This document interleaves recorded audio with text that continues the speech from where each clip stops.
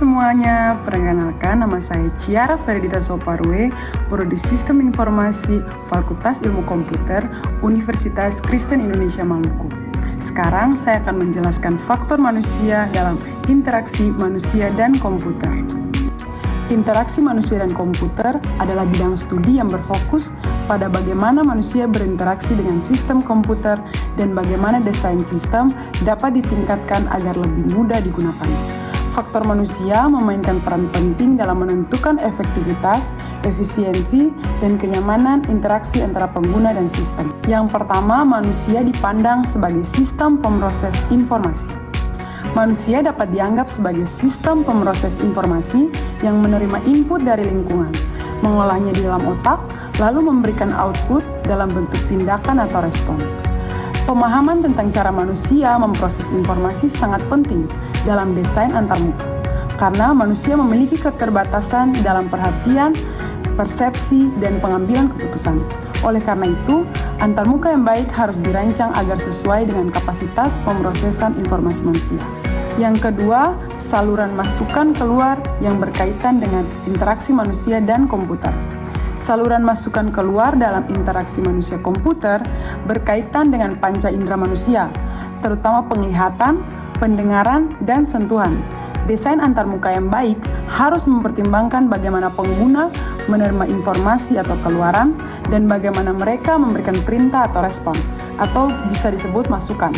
Contohnya, desain antarmuka visual harus memiliki kontras warna yang baik untuk meningkatkan keterbacaan, sementara antarmuka berbasis suara harus memperhatikan kejelasan dan intonasi.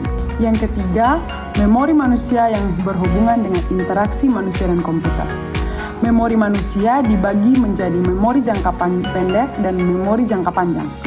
Memori jangka pendek memiliki keterbatasan dalam kapasitas dan durasi penyimpanan informasi, sehingga perancang sistem harus menyajikan informasi secara ringkas dan mudah diingat.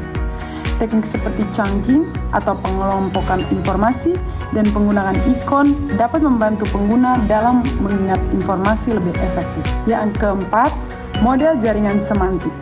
Model jaringan semantik menggambarkan hubungan antara konsep dalam bentuk jaringan yang saling terhubung. Dalam IMK, model ini digunakan untuk memahami konteks pengguna dan membantu sistem memberikan respons yang lebih relevan.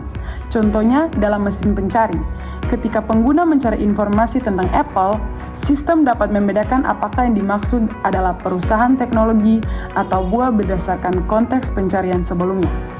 Yang kelima, ada model frames atau kerangka atau bingkai.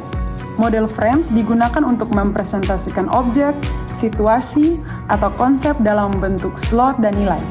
Dalam IMK, model ini memungkinkan sistem untuk menyusun informasi berdasarkan struktur tertentu, sehingga dapat menyesuaikan respons atau antarmuka sesuai dengan kebutuhan pengguna. Misalnya, dalam sistem chatbot, model frames dapat digunakan untuk mengidentifikasi informasi spesifik yang dibutuhkan dalam suatu percakapan. Yang keenam, ada model script. Model script menggambarkan urutan tindakan atau kejadian yang biasanya terjadi dalam situasi tertentu. Model ini membantu sistem memahami ekspektasi pengguna terkait urutan interaksi. Contohnya, saat pengguna memesan makanan melalui aplikasi, sistem dapat mengikuti urutan langkah yang biasa terjadi, seperti memilih menu, memasukkan alamat, memilih metode pembayaran, dan mengonfirmasi pesanan. Jadi, faktor manusia dalam interaksi manusia dan komputer sangat berpengaruh terhadap bagaimana sistem komputer dirancang agar sesuai dengan kebutuhan pengguna. Dengan memahami bagaimana manusia memproses informasi, menggunakan saluran masukan dan keluaran, dan menyimpan informasi dalam memori, serta dengan menerapkan model jaringan semantik, frames, dan script, perancang sistem dapat menciptakan antarmuka yang lebih efektif, efisien, dan intuitif. Ya, itu dia penjelasan saya mengenai faktor manusia yang berkaitan dengan interaksi manusia dan komputer. Sekian dan terima kasih, semoga bermanfaat.